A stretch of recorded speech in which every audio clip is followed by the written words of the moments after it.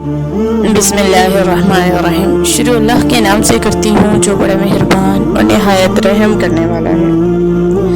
प्यारे दोस्तों, निकाह के बारे में हम आए दिन सुनते हैं कि फ़लाँ का निकाह फ़लाँ के साथ हो गया। क्या आप जानते हैं कि इस निकाह का मतलब क्या है, इसकी फजीलत क्या है, दीन में निकाह को क्या मर्तबा दिया गया है? निकाह का असल है दो चीज़ों का यकजान हो जाना। दो चीज़ों के यकजान होने को निकाह कहते हैं और लुगत में इसकी 4 किस्में बताई हैं। बारिश का ज़मीन में जज्ब हो जाना, हल्की हल्की बारिश होती है, ज़मीन पे गिरती है, मिट्टी में दबती है, वो बिल्कुल यकजान हो जाते हैं। रात सुबह में तब्दील होती है, सुबह रात में तब्दील होती है, ये दोनों यकजान हो जाते हैं। नींद और आँख यकजान हो जाए, इंसान सो जाता है फिर वो जागता है तो नींद में जाता है और नींद के साथ यकजान हो जाता है। निकाह ये है कि मर्द का औरत पे इतना यकीन करना कि दोनों यकजान हो जाएं, ये निकाह है। वीडियो को शुरू करने से पहले आप हमारे चैनल को सब्सक्राइब कर दें ताकि हमारे आने वाली तमाम वीडियोस आप तक पहुंचती रहें। प्यारे दोस्तों, शाखों का मिलकर दरख्त बनाना और उस दरख्त का सबको छांव देना, यानी कि शाखों और दरख्त का मिलकर यकजान हो जाना, ये निकाह है। प्यारे दोस्तों, मेरे अल्लाह का, मेरे रब का बड़ा करम है कि उसने इस कायनात को निकाह से जोड़ा है और उसका ये करम तब तक रहेगा जब तक ये कायनात निकाह से जुड़ी रहेगी। इस निकाह की बड़ी फजीलत है, ये बड़ा पाक है, ये मर्द और औरत को गुनाह से रोकता है, बेशर्मी से रोकता है, पाकी देता है, इज्जत देता है, मुकाम देता है, रुतबा देता है। इस कायनात की इब्तिदा हज़रत आदम अलैहिस्सलाम और अम्मा हवा के निकाह से हुई और हमारे प्यारे आका का फरमान है कि ये दुनिया जब ख़त्म होगी, रोए ज़मीन पर कोई मुसलमान ना होगा, यानी कि निकाह भी ना होगा।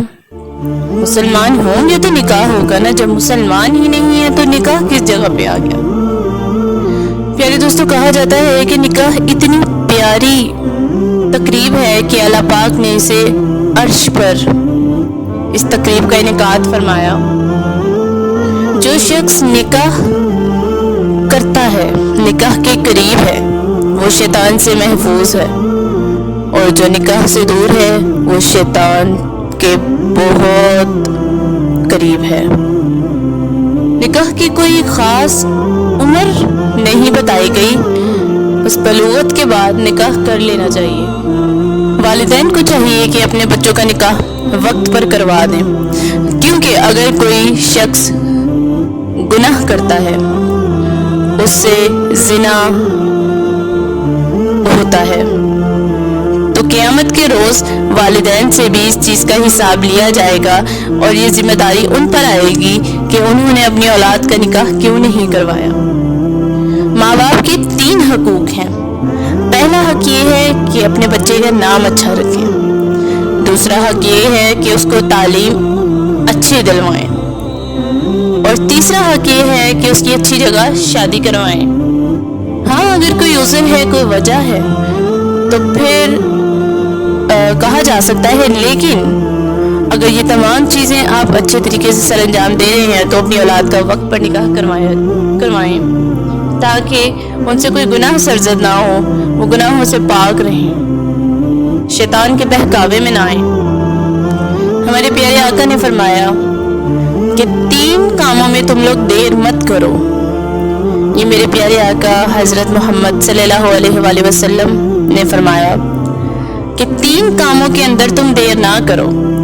पहला काम कि नमाज में देर ना करो, नमाज में कोताही ना करो, यानी कि कज़ा होने से पहले नमाज अदा कर लो, नमाज में जल्दी करो।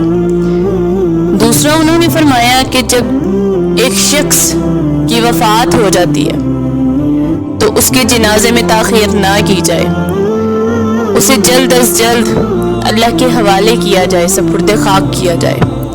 اور تیسرا، جب بے نکاح عورت کا رشتہ آئے تو اس کا نکاح فوراً پڑھا دیا جائے، یعنی کہ نکاح میں تاخیر نہ کی جائے۔ رشتہ ہو گیا، جلدی سے آپ نکاح کروا دو۔ نکاح کے اندر برکتیں ہیں، شفقتیں ہیں، اور میرے رب العزت کی رحمتیں بھی ہیں۔ قرآن کریم میں آتا ہے کہ عرش کے فرشتے زمین والوں کے لیے استغفار کرتے ہیں، اور اس میں ایک وجہ یہ بھی ہوتی ہے جو وہ نکاح کرتے ہیں۔ یہ بڑا بابرکت ہے۔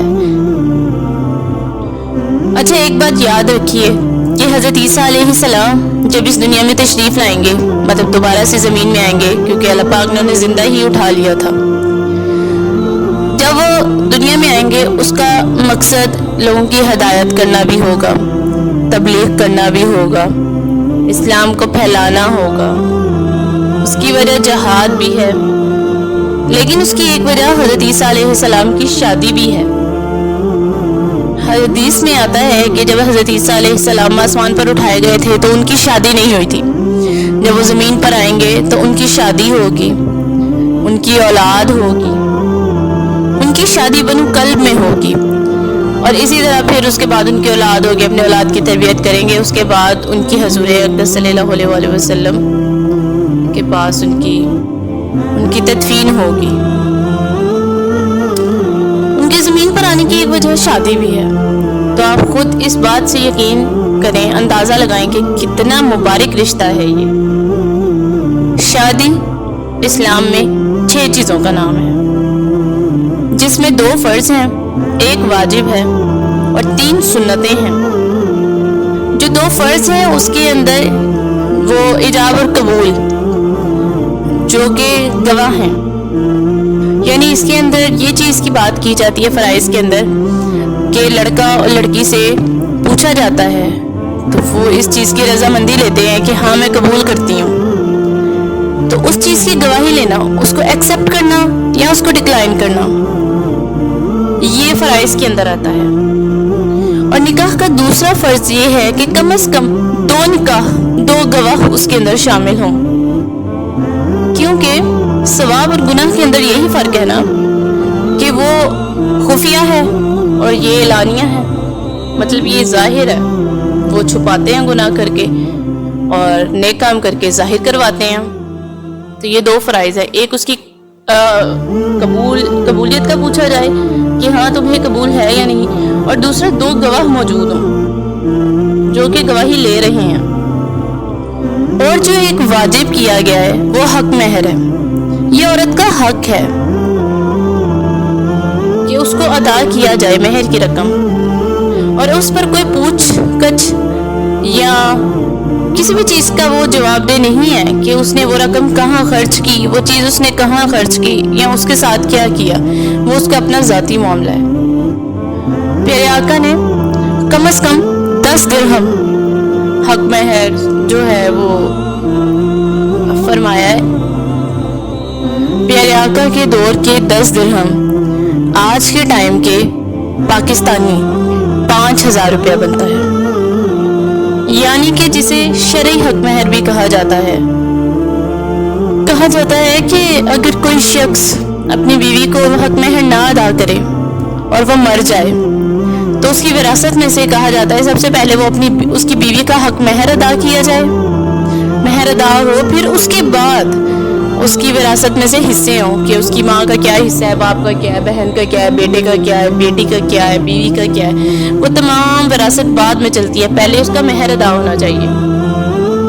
آج کل کے دور میں کہا جاتا ہے کہ حق مہر کو معاف کر دو، معاف کر دیا جی، معاف کر دی۔ وہ معاف اس طرح سے نہیں کیا جاتا۔ آپ مہر لیں، اپنی بیوی کو جا کر دیں اور بتاؤ کہ تم اس کی مالک ہو، تم اس کے ساتھ جو مرضی کرو، میرا اس میں کوئی عمل دخل نہ ہوگا، اور پھر وہ آپ کو وہ مہر واپس کرتی ہے تو وہ کہلاتا ہے کہ حق مہر کا معاف ہونا۔ ورنہ یہ نہیں کہ آپ باتوں باتوں میں کہلوا دو کہ ہاں بھائی میں نے معاف کر دیا، تو وہ چیز اس کے اندر شامل نہیں ہے۔ اچھا، جو اس کی 3 سنتیں ہیں نا، وہ یہ ہے کہ ہمارے پیارے آقا खुतबा निकाह जो था वो पढ़ते थे खड़े होकर, खुद पढ़ते थे। खुतबा निकाह के बगैर भी निकाह हो जाता है, लेकिन जो मसनून तरीका है या सुन्नत के मुताबिक जो है ना वो ये है कि निकाह का खुतबा भी दिया जाए। हमारे प्यारे आका के पास छुआरे होते थे, वो प्यारे आका पकड़ के ना सामने लोगों के ऊपर फेंकते थे। ये नहीं कि जोर जोर से मारते थे, हल्का हल्का करके फेंक देते थे। ये खुशी का इजहार होता था कि वो सब में तकसीम कर रहे हैं मीठा। नंबर 3, दावत वलीमा सुन्नत है। अच्छा, और वलीमे के अंदर एक चीज़ ये आती है कि कुछ जिस दिन शादी होती है उसी दिन वलीमा कर लेते हैं। ये नहीं है, वलीमा ये आता है एक रात गुजरने के बाद वलीमा किया जाए। रुखसती के बाद वलीमा सुन्नत है, पहले नहीं। अगर पहले कर रहे हैं तो वो अल्लाह के नाम की खैरात है। वलीमे में हम एक ये कमी करते हैं कि हम गरीबों को नहीं बुलाते, हम अमीरों को बुलाते हैं। कार्ड्स तकसीम किए जाते हैं। एक किस्म का एंट्री पास ही हो गया कि आपके पास है तो आप तशरीफ लाएं, बल्कि उसके ऊपर गरीबों का हक है। एक हदीस शरीफ में आता है कि वलीमा 2 तरह के होते हैं, एक खैरुल वलीमा, एक शरुल वलीमा। खैरुल वलीमा वो कि जिसके अंदर गरीबों को आने की इजाज़त है, और शरुल वलीमा वो कि जिसके अंदर गरीबों को आने की इजाज़त नहीं है। कि जी क्यों, हमारा स्टेटस ना ख़राब हो, हमारा इमेज ना ख़राब हो। गरीब आ जाएंगे हमारे वलीमा पे, हमारी तकरीब में, हमारी तकरीब का क्या होगा। आजकल ये तमाम चीज़ें पाई जाती हैं, तो इन चीज़ों से बचना चाहिए हमें। ये जो फजूल की रस्म और रवाज रवायात ये चीज़ें बन चुकी हैं, ये हमारी शरीयत के अंदर नहीं है। हम चाहते हैं कि लोगों के घर बसें, लेकिन जो फितना फसाद पैदा हो रहा है उसकी एक वजह ये शरुल वलीमा भी है। अल्लाह पाक ने खावंद और बीवी के रिश्ते के लिए फरमाया है कि ये मेरी बहुत बड़ी निशानी है। अल्लाह ताला ने इस रिश्ते में बड़ी बरकत रखी है। हाँ, आजकल हमारे माशरे में क्या है, लड़की के माँ बाप को गालियों से नवाजा जा रहा है और इन अल्फाज को सुनने पर वो मजबूर भी हैं। लेकिन एक बात याद रखें, सबका राज़िक सबका मालिक अल्लाह है, वो ये देख रहा है, वो अपने पास महफूज भी कर रहा है। वो दिन दूर नहीं जब आप अपने किए की वजह से इस ज़बरदस्त हस्ती के सामने जवाबदेह होंगे। लौट आएं, अपनी बीवी के हकूक पूरी ईमानदारी के साथ पूरे करें। प्यारे दोस्तों, रिश्ते एहसास से बनते हैं, रंग, नस्ल और चाल देखकर तो जानवर खरीदे जाते हैं। कोशिश किया करो अपना लहजा और अपनी जुबान एक दूसरे पर ना बरसाओ। जुबान उसकी भी होती है, लेकिन एक हद है। जब बीवी की जुबान खुल जाए फिर घर उजड़ा करते हैं, वो घर हमेशा बेसुकूनी का मरकज बन जाते हैं। अल्लाह पाक ने जिस रिश्ते में इतनी बरकत डाली है, उस रिश्ते में बेबरकती पैदा ना करो। बीवी को उसके हकूक दो, बीवी अपने खावंद को उसके हकूक दे। आजकल हमारे मुआशरे में क्या है, बीवी को लाया जाता है, उसको समझा जाता है जैसे कोई गधा आप उठा लाए हैं कि मुशक्कतें करवाते रहो। खावंद का बीच में कोई रोल ही नहीं है। वो अपने खावंद को अगर बताती है कि मुझ पे ये चीज़ गुजर रही है, तुम इसके लिए मुझ पे जुल्म ना करो, या अपने घर वालों को समझाओ, क्योंकि वो उनकी जिम्मेदारी तो नहीं ना, वो अपने खावंद की जिम्मेदारी है। लेकिन हमारे मुआशरे में खावंद बीवी को चुप करवा देता है कि क्यों, ये तुमने करना है, ये तुम पे फर्ज है। कुछ फर्ज नहीं है, बीवी पर सिर्फ अपने खावंद की अताअत फर्ज है। लेकिन आजकल हमारे मुआशरे में खावंद से ज़्यादा उसे तमाम दूसरे लोगों की अताअत करनी पड़ती है। फिर बीवी से एक्सपेक्ट किया जाता है कि वो अपने ससुराल वालों को खुश रखे, उनका इज्जत और एहतराम करे, लेकिन वो चीज़ आपके खावंद में तो पाई नहीं जाती। वो बीवी के घर वालों को कहाँ इज्जत देता है, उनके बारे में बदफेली करता है, उनके बारे में बुरी बात कहता है, और वो चुपचाप बर्दाश्त करती है। खुदारा, इसीलिए कहा जाता है दोनों रिश्ते एक दूसरे को समझें, मियाँ बीवी को समझे, बीवी अपने खावंद को समझे, इज्जत और एहतराम में कमी ना लाए। हज़रत सैयदना आयशा रज़ी अल्लाहु अन्हा फरमाते हैं कि मैं सोई हुई थी تو اللہ کے حبیب صلی اللہ علیہ وآلہ وسلم بستر سے بہت آہستہ سے نیچے اترے اور پھر جوتا پہنا، بغیر ننگے پاؤں چلے، یعنی کہ جوتا پہنے بغیر ننگے پاؤں چلے تاکہ آواز نہ ہو۔ جب میں نے پوچھا ہے اللہ کے رسول آپ نے ایسا کیوں فرمایا، تو آپ نے فرمایا عائشہ تم سو رہی تھی تو میرا جینا چاہا کہ تمہاری نیند میں خلل آئے۔ یہ رشتہ ہے میاں بیوی کا، اتنی عزت، اتنا احترام، آپ اپنی بیوی کے ساتھ کھیلتے۔ اللہ سبحانہ تعالیٰ نے دنیا میں جو سب سے پہلا رشتہ بنایا تھا وہ میاں بیوی کا تھا، اور پھر سارے رشتے اس کے بعد۔ تو پھر یہ تو رشتہ ایسا ہی ہے نا کہ کتنی بھی دھوپ ہو، کتنی بھی چھاؤں ہے، اس رشتے میں ایک دوسرے کے بغیر گزارا نہیں۔ حضرت عائشہ رضی اللہ عنہ نے رسول اللہ صلی اللہ علیہ وآلہ وسلم سے پوچھا کہ عورت پر تمام لوگوں میں سب سے زیادہ حق کس کا ہے، تو آپ نے فرمایا عورت پر سب سے زیادہ حق اس کے شوہر کا ہے۔ پھر سیدہ عائشہ سے پوچھا کہ مرد پر سب سے زیادہ حق کس کا ہے، تو رسول اللہ صلی اللہ علیہ وآلہ وسلم نے فرمایا مرد پر سب سے زیادہ حق اس کی ماں کا ہے۔ حق اس کی ماں کا سب سے زیادہ ہے، لیکن بیوی کے حقوق بھی ساتھ ساتھ پورے کرتا رہے، یہ نہیں کہ بیوی کے حقوق کو پیچھے کر دیا، بیوی سے پیار، محبت، شفقت سے پیش آتا رہے، کچھ اپنی سنے کچھ اس کی سنے، ہر جگہ اپنی منمانی کی کوشش نہ کرے۔ یہ رشتہ ایک دھاگے کی طرح ہے۔ میاں بیوی کا رشتہ صرف کاغذ تک محدود نہیں ہوتا، اس رشتے کی خاصیت یہ بھی ہے کہ آپ اپنے ہمسفر کی تکلیف کو، پریشانی کو اور تھکاوٹ کو خلوص دل سے سمجھیں۔ یہ رشتہ صرف دنیا تک محدود نہیں، جنت تک کا بھی ساتھ ہوتا ہے دونوں کا۔ سبحان اللہ، کتنا بابرکت رشتہ ہے۔ پیارے دوستوں، کہا جاتا ہے کہ شوہر کا پیار، وقت اور توجہ ہی بیوی کے لیے بہترین تحفہ ہے۔ تو یہ شادی، یہ نکاح کتنا بابرکت رشتہ ہے۔ اللہ تعالیٰ نے کتنا انعام فرما دیا اپنے لوگوں پہ کہ وہ گناہ سے بچیں، زنا سے بچیں، نیک اعمال کریں۔ میاں بیوی ایک دوسرے کو مسکرا کر دیکھتے ہیں، اللہ پاک نے اس چیز میں بھی ثواب رکھ دیا۔ خاوند اپنی بیوی کا کوئی کام کر رہا ہے، بیوی اپنے خاوند کا کوئی کام کر رہی ہے، اس پہ بھی ثواب رکھ دیا۔ لیکن آج ہمارے دور میں خاوند اگر کوئی کام کر لیتا ہے تو وہ اپنی بڑائیاں بھی بیان کرنے لگ جاتا ہے کہ میں نے تو یہ کر دیا، وہ کر دیا، حالانکہ ہمارے پیارے آقا اپنے تمام کام خود کرتے تھے، پھر تمام سنتوں پہ عمل کیا جائے۔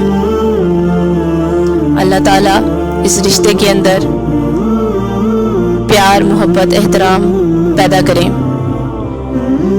جو لوگ بھی زندگی سے جڑ چکے ہیں یا جو جڑنے والے ہیں، ان کے رشتے میں برکت پیدا فرمائے، انہیں گناہوں سے پاک رکھیں، ایک دوسرے کی عزت کرنے کی توفیق دے۔ اللہ پاک ہمیں گناہوں سے بچائے، ہمیں نیک اعمال کرنے کی توفیق عطا فرمائے۔ تو یہ تھی آج کی ہماری ویڈیو، ملتے ہیں نیکسٹ ویڈیو میں اگلے دن، تب تک کے لیے اللہ حافظ۔